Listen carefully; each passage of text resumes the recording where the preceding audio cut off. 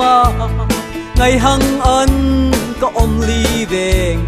ngày bom cuốn mê lại nung ô om cất đi đang bên cái đàn hăng về ngà ngày bom cuốn lòng bất tương nô và nần lại say thu bất hết lo ngã cây mô ô cái ray na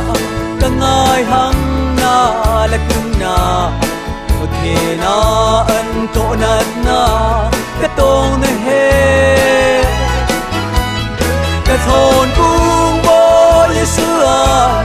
hay quy dinh rồi hay nên đi là đau được khen na lòng cây rình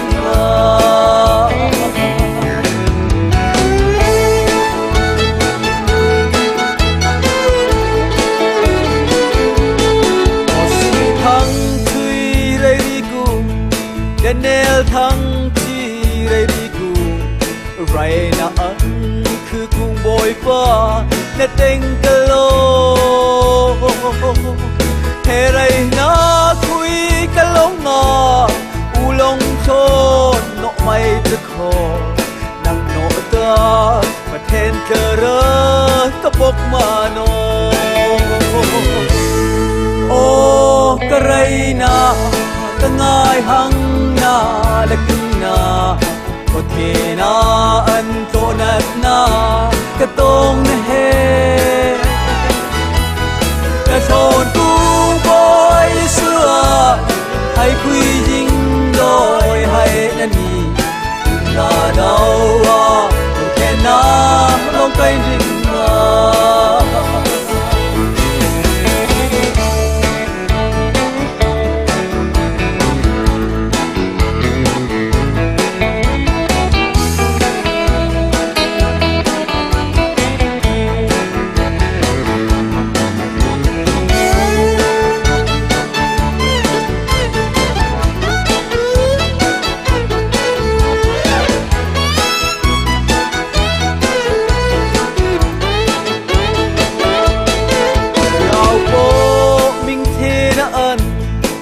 thế na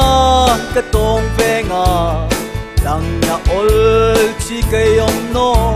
như sự hai để lung bát cùng môi ba có bậc ray nên lung văn na tụt buồn nó cây na bi hâm nên tiếc he